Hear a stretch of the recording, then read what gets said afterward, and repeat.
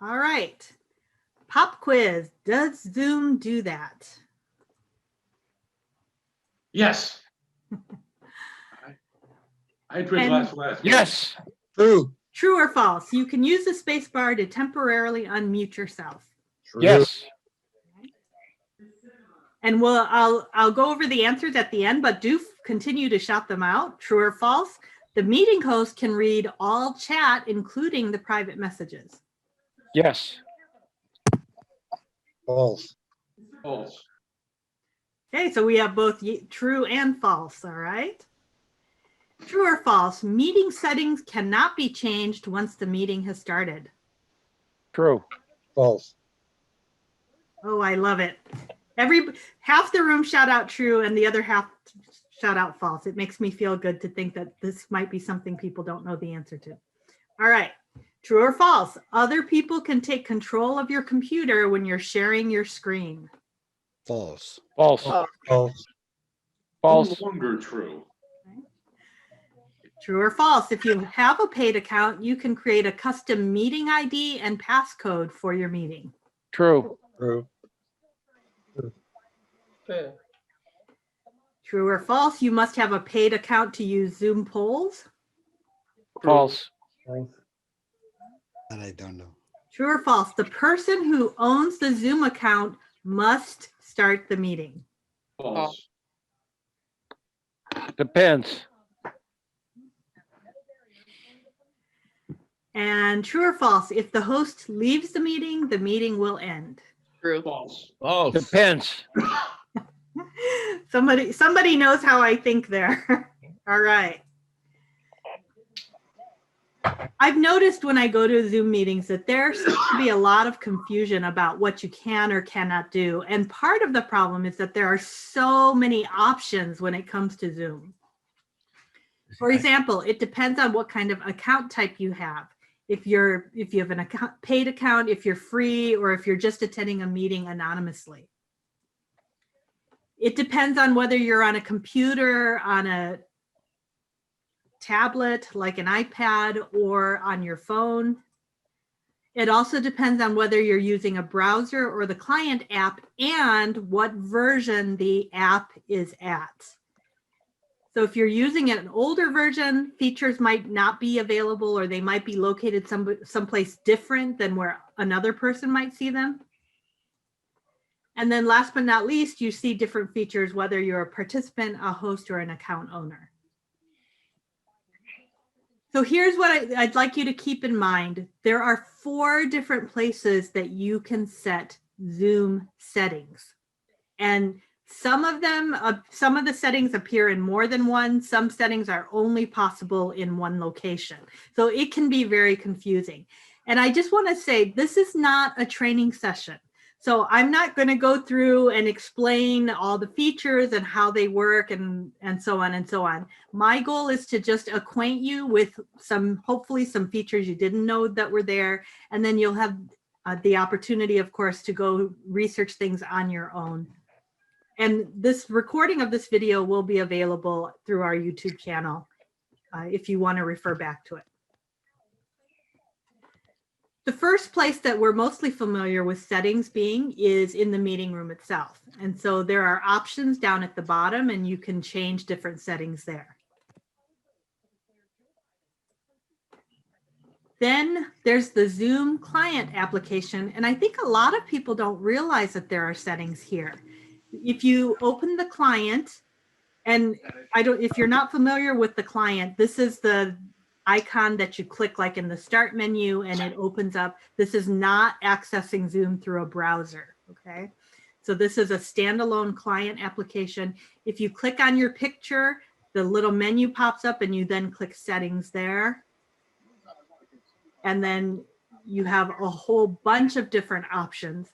And one of the things that you want to be careful of is if you're playing with these options, you have to remember to come back to the client to change whatever options you set. For example, I checked this use dual monitors options because I use 2 screens. And then I couldn't remember where that was. And I was trying to create some training and things were popping up on other screens when I wanted it to pop up on my main screen. I finally had to send a support ticket, and that's where they told me. So just keep in mind, the Zoom client also has settings, and some of these settings can only be set here. Then there is the Zoom account. So this is where you log in with your email address and you have to put in your password. You have to do it through a browser like Internet Explorer or Google Chrome. In the personal section, there is a settings button. That's what I'm showing here. But also in the admin section, there's an account settings button. If you set things up in account settings, for example, let's say that you lock the waiting room options, that means everybody who signs in and only has access to the personal settings, they're stuck with whatever you set in the admin account setting. So this is really only applicable to people or companies where you have 2 or more people who are all using the same Zoom account. So we want to be sure to differentiate between the personal settings and the admin account settings. Oh, so what I'll do is on the different screens, because some of them do look alike, I put a check mark in the box next to what it is that we're looking at. So here we're looking at personal admin account settings via a browser. Okay. True or false, you can use the space bar to temporarily unmute yourselves. I think almost everyone said true. This is true, but this is a feature that can be turned on and off. I remember I was in a meeting and somebody was trying to use the space bar because they'd always done it that way to unmute themselves, and it wasn't working and they couldn't figure out why. The place that you turn this on and off is in the Zoom client. Okay, so here, this is one of those things where if you're playing around, you want to make sure that you will check this box so that the space bar works to unmute yourself.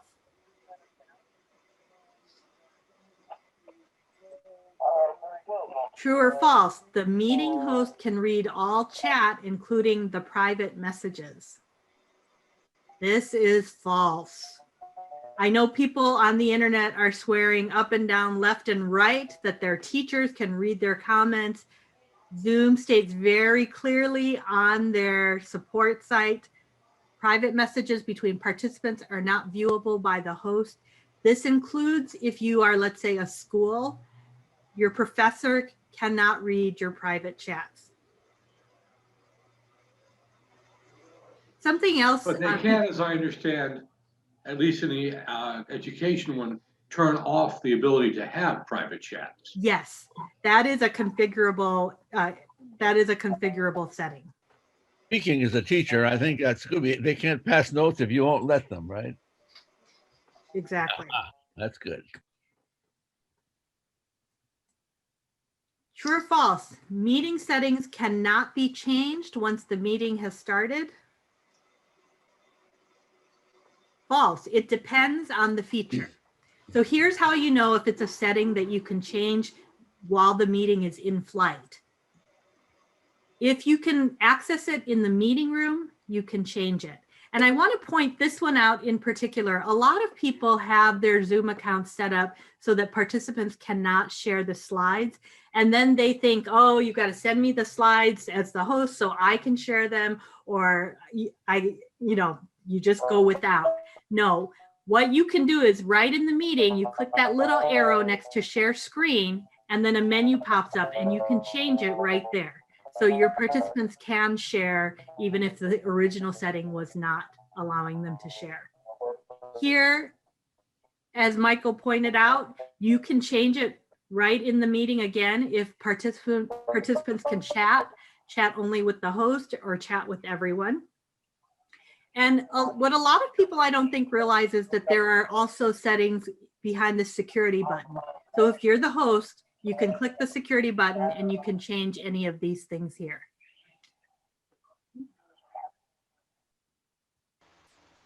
Now, if some of the things that you cannot change while the meeting is in flight, for example, is if you do not have the polls feature turned on, you have to wait till the meeting is over, turn the feature on, set up the polls, and then have it ready to go for the next meeting.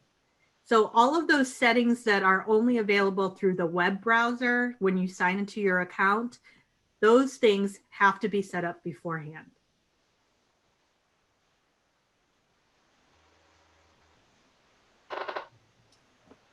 True or false? Other people can take control of your computer when you are sharing your screen. This one's kind of a trick question. You may have heard in the news early on in the pandemic when Zoom was growing by leaps and bounds, there was actually a bug where people could take control when you were sharing in meetings, and that was not a good thing. Now, Zoom has actually made it as a feature that you can turn on and off. But there's the catch. Number one, you must have the setting turned on so that you can do remote control, and the participant must enable it. And of course, this is very useful if you're helping somebody with troubleshooting. So when you sign into your account via the web browser, right, it's the personal settings area. There is the remote control option there. And then the person that you want to take control of their computer, they have to go into the Zoom client, and then they check this box, enable the remote control of all applications. Again, this is very handy for troubleshooting or trying to, if somebody has all their settings mixed up, rather than telling them where to click and what to do, you can go in and do it yourself. But it has to be both the setting turned on and the person has to allow it. True or false? If you have a paid account, you can create a custom meeting ID and passcode for your meeting. This is a trick question. You can only create a custom passcode, not a custom meeting ID. Doesn't that depend upon the type of account you have? My understanding is that the standard paid account will let you pick a custom ID, but the more expensive advanced accounts would. We should double check that. I don't believe that's the case, but I could be wrong. What I do want to point out here, though, is when you are scheduling your meeting, that's where you can create the custom passcode. And so that's why when you, if you had to put in a passcode to join this meeting, it was IESB for Inland Empire Speakers Bureau 2021. That's where I set it up. When I was creating the meeting, I put in the passcode that I wanted there. Are those case sensitive or not? Yes, they are case sensitive. And for those of you who want a little more security when you're setting up your passcode, let's say you're using it for work, remember in the admin section under account settings, you can have requirements. For example, it has to be at least 8 characters long and have a letter and a number, blah, blah, blah.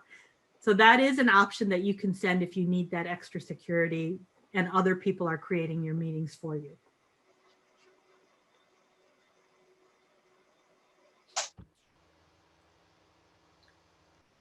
True or false? Zoom polls are only available for paid accounts. This is false. And I wanted to throw this in here because a lot of clubs are not using the polls, and I'm not sure why. They are so easy and convenient. Not only for, let's say, table topics voting or best speaker, but for example, we used ours to vote on our club officers. We used a poll to vote on whether we would meet over on Christmas Eve and New Year's Eve because our meetings fall on Thursdays. There are just so many different uses for these polls. And so I just wanted to throw this in there to show this is what the poll looks like if you haven't seen one before. For example, you just put it up, who was your best speaker? You can fill in the names beforehand or during the meeting even. You launch it, people vote. And as the host, you can see the progress, how many people have voted and what percentage, who's getting what percentage of votes. You can share those results if you wanted to, or you can keep it anonymous. You can print out reporting on your polls. It's just a very convenient feature to know how to use.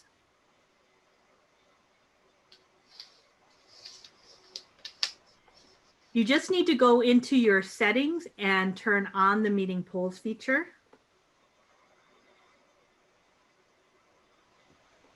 Okay, true or false? The person who owns the Zoom account must start the meeting. I think almost everyone said false. Let me ask the question another way. The person who owns the Zoom account has to be the first host of the meeting. True or false? False. False. I believe that's false. Yes, that is false. So one feature that very few people seem to know about is what's called claiming the host role. What that means is I can set up a code. Let's say that, and actually I did this with Tom's account because we're now on Zoom on Tom's account. Someone else had already started the meeting when I joined, but I wanted to make sure I was the host and Tom hadn't joined yet. So when I turned on this feature, if you go into the participant pane, there is now a button here that says claim host. I put in the 6-digit code that I set up on Tom's account, and now I'm the host. So if, let's say, Tom couldn't join this meeting, or you're using your personal account for any of your Toastmaster Club meetings, you don't have to give people your password and have them sign in. You can set up this feature, claim host, give them the 6-digit code, and then they can just start the meeting using their own Zoom account, type in the code, and now they're the host. Zoom has a lot of great instructions on this. If you just Google Zoom claim host, you'll find the instructions, and it's very easy to do. It's very easy to change that code also. So you can change it week to week if you needed to. So Suni, what was the answer to the first version of the question? Does the host have to start the meeting? False. Or does the owner? It's false? Yeah. You can set up you can go into settings and say people can join before the host. I think that's the wording is something like that.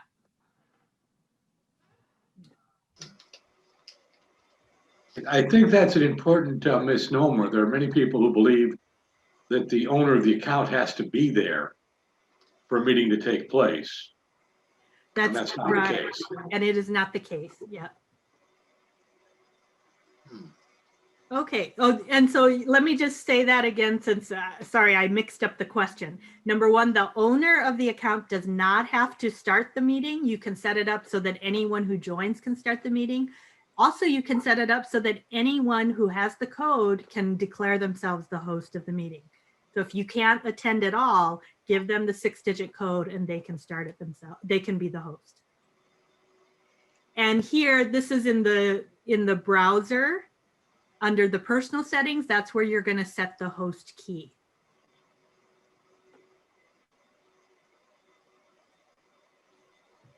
True or false? Oh, there's the answer. If the host leaves the meeting will end. Now, what most people are doing is they are turning on the co-host option and setting up a co-host. That's the safest, most secure way to do it. If you get kicked off Zoom, for example, if you've established the co-host, then that person knows that they're taking over and everything continues on and goes smoothly.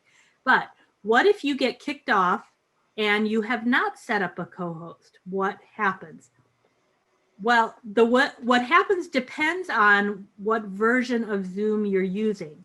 If you're using the latest version, what's going to happen is, and this is from the developers forum, Zoom will just assign any other person in the meeting room to be the host and they take over. If you get signed back in and you want to take back over as host, then that person has to give you the role. And so it's not as elegant as if you appoint the co-host yourself, but that's how it works today if you're using the latest version of Zoom. Now, what's interesting here is in the future, what they're planning to do, and they don't give you a date of when they'll do it, is if the host gets kicked off, they're going to just move everyone into a waiting room and you'll be waiting until the host comes back on. Okay.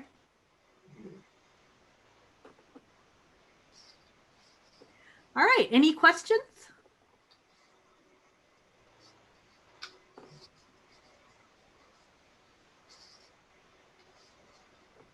false.